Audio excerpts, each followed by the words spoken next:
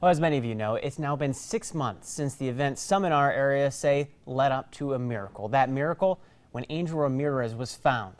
As many of you know, he was the lone survivor of a violent attack by his own brother. He was ID'd, found alive in a dumpster, this time 6 months ago. The family tells me they have an angel, and that's what's important. No! We gotta keep going for him. We gotta put a smile on our faces for him. He doesn't need any more sadness on his life.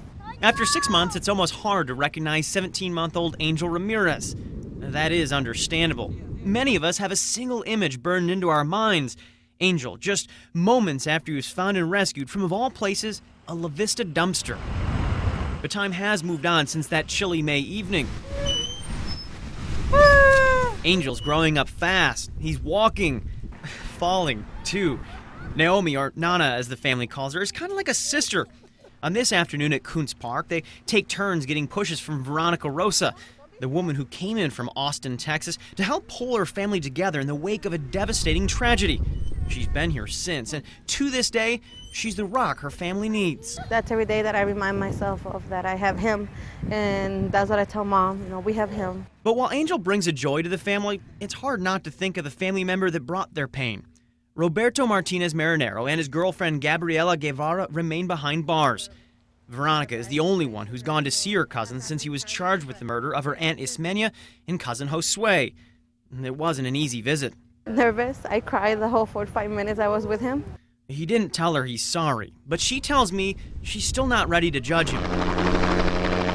Rosa knows better than anyone what he was a part of. A river search in May turned up Josue, Roberto's own brother, who investigators say was thrown into the Elkhorn River while he was still alive.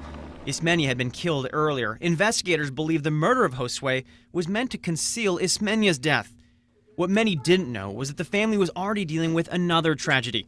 Veronica's grandmother, the patriarch of the family, had died just 6 months earlier. Rosa, who was one of the 15 kids growing up in the household, said she still turns to her grandmother's words for her own strength. Before you judge, before you do anything, stop and think. Are you perfect? You're not. Ask God to help you think the right way. And, that's what I try to do.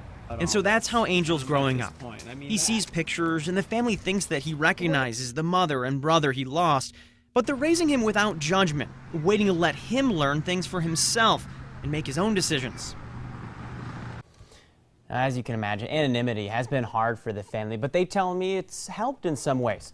Veronica took the time to thank each and every person, every group, everyone really, all of them that have helped them along the way. The list is so long, we don't have time to put them all here. Needless to say, the family is doing their best to move forward.